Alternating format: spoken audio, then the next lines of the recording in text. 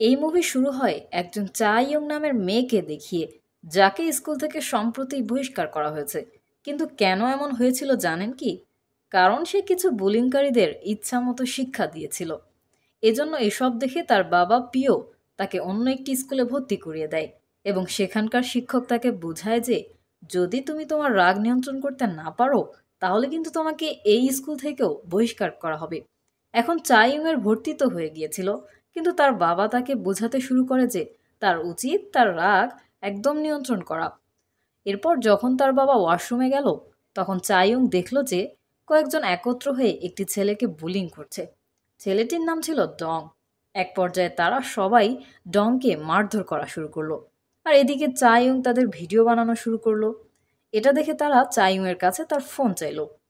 কিন্তু ফোন তো দূরের কথা, বরং তারা চাইয়ুংয়ের কাছে থেকে একদম উচিত শিক্ষা পেল।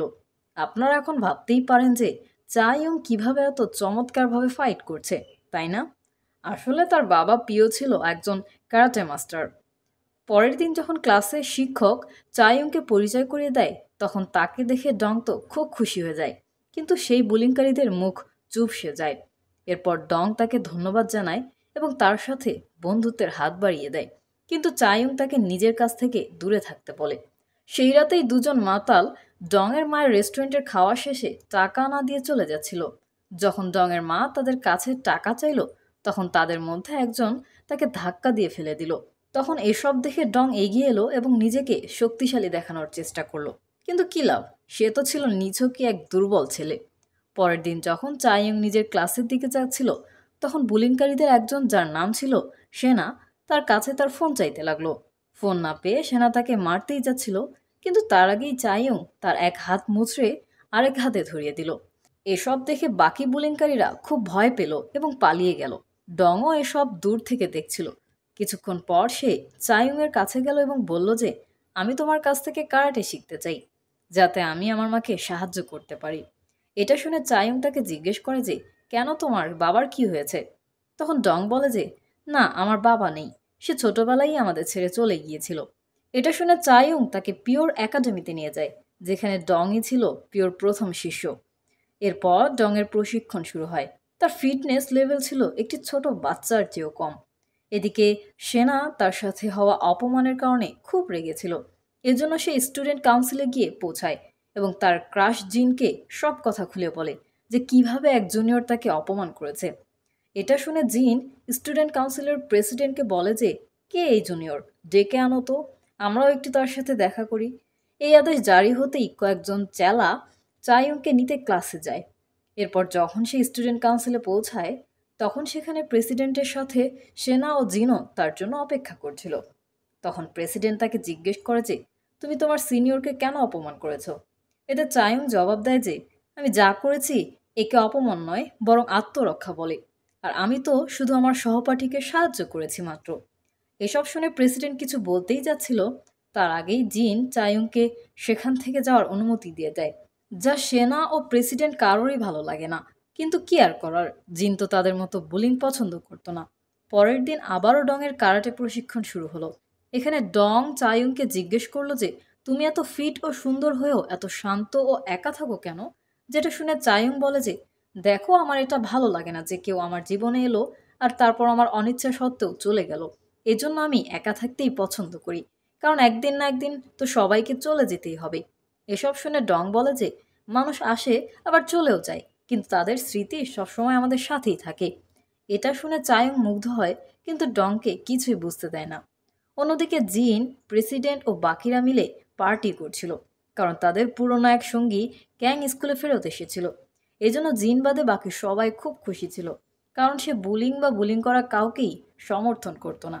এরপর প্রেসিডেন্ট জিনকে বলে যে আমি একটি মাফিয়া গ্যাংয়ে জয়েন করেছি, যার জন্য শীঘ্রই আমাকে মেম্বারশিপের টাকাও দিতে হবে।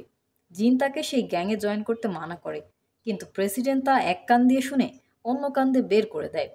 পরের দিন মাফিয়া গ্যাংয়ের লিডার প্রেসিডেন্টের কাছে মেম্বারশিপের টাকা চাইতে আসে এবং সে জিনকেও তাদের গ্যাংয়ে জয়েন হওয়ার প্রস্তাব দেয় এবং এর পরিবর্তে তার কাছ থেকে মেম্বারশিপের টাকা না নেওয়ারও প্রতিশ্রুতি দেয়, কারণ সে জানতো যে জিন একজন তুখোড় বক্সার এবং তার কারণে মাফিয়া গ্যাং আরও মজবুত হবে।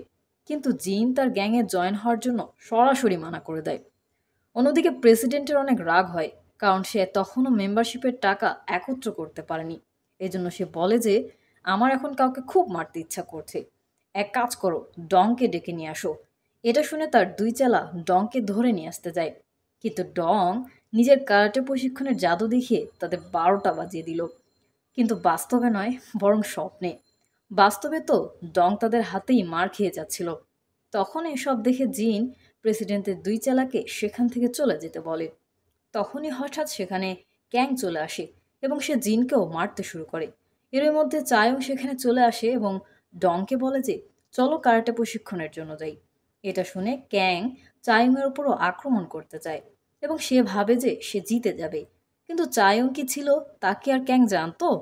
এরপর চায়ংয়ের ফাইটিং স্কিল দেখে জিন মুগ্ধ হয়ে যায় এবং সে কারাটে প্রশিক্ষণ করতে চায়। এজন্য সে ডংয়ের সাথে কথা বলে এবং ডং তাকে পিওর কাছে নিয়ে যায়। জিনের আসল উদ্দেশ্য ছিল আসলে চায়ংয়ের কাছাকাছি যাওয়া।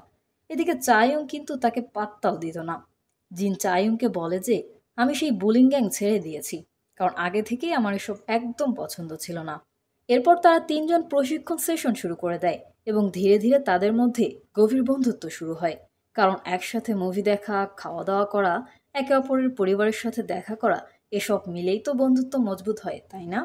একদিন জিন আর চায়ুং যখন ডংয়ের মায়ের রেস্টুরেন্টে খাওয়া দাওয়া শেষ করলো, তখন জিনের কাছ থেকে জানা গেল যে সে সবসময় তাদের মতো বন্ধু চেয়েছিল, কিন্তু তার ভাগ্যে জুটেছিল বুলিং গ্যাং। এজন্য সেও বুলিং করা শুরু করেছিল। কিন্তু এখন যখন চায়ুং আর ডংয়ের সাথে থাকছিল, তাই এখন তার মধ্যে বন্ধুসুলভ অনুভূতি জেগে উঠেছিল। চায়ুংও তার সাথে কথা বলে খুব ভালো অনুভব করছিল। পরের দিন যখন প্রেসিডেন্টের সাথে জিনের দেখা হলো, তখন জানা গেল যে মাফিয়া গ্যাংয়ে প্রেসিডেন্টের জয়েন হওয়ার কারণে স্টুডেন্ট কাউন্সিলে এখন মাফিয়াদের সর্বোচ্চ নিয়ন্ত্রণ থাকবে। এটা শুনে জিনের একটুও ভালো লাগলো না।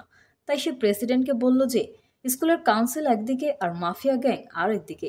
কিন্তু প্রেসিডেন্ট মাফিয়া গ্যাংয়ের সদস্য হওয়ায় অহংকার দেখিয়ে বলল যে তুমি দেখতে থাকো সামনে আর কি কি হয়, আর আমি চাই চাইমের বা কি অবস্থা করি। চাইমের নাম শুনেই জিনের রাগ উঠল, আর এরপর তাদের দুজনের মধ্যে মারামারি শুরু হলো। জিন যেহেতু বক্সার ছিল, তাই সেই মুহূর্তেই প্রেসিডেন্টকে হারিয়ে দিল। এতে প্রেসিডেন্টের খুব রাগ হলো এবং সে দ্রুত সেনার কাছে গেল। মনে আছে তো সেনার কথা?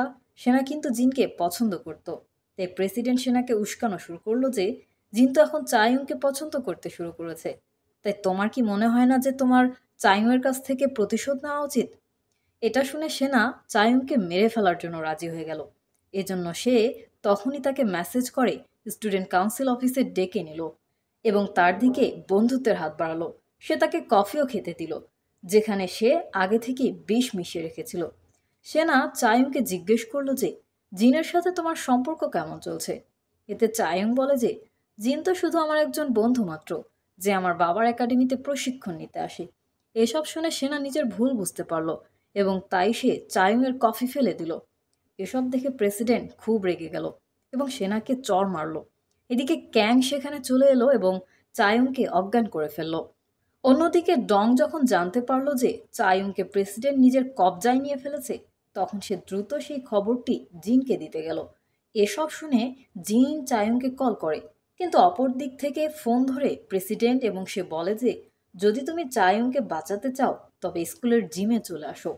এটা শুনে তারা দুজন জিমের দিকে রওনা হয়, কিন্তু পথে তাদেরকে ক্যাং আটকে ফেলে আর সে তার বাকি সঙ্গীদেরও ডেকে নেয়।